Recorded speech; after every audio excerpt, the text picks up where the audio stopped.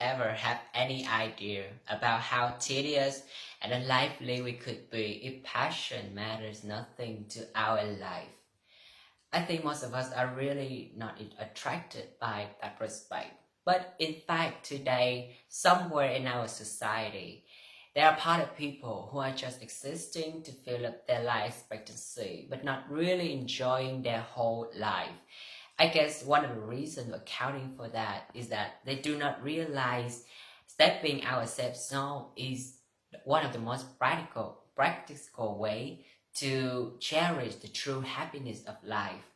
And we have to admit that sometimes we hardly had an incentive to step out of safe zone, to reach out for new experiences because we're too inhibited due to the risk and the loss we may suffer, or we constantly have the fear of being criticized by a hyperactive and critic-oriented generation.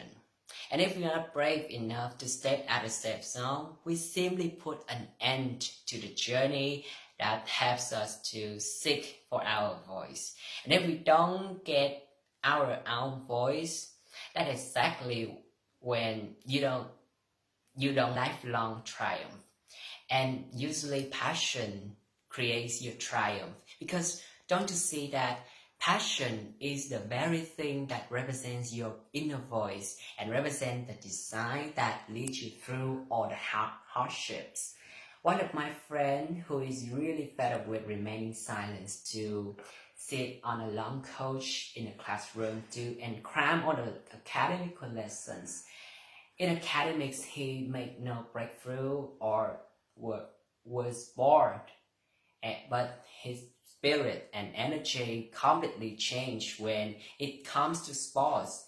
I had a chance to witness him playing volleyball. I can swear that at that moment, he showed us what he got for being passionate for sports.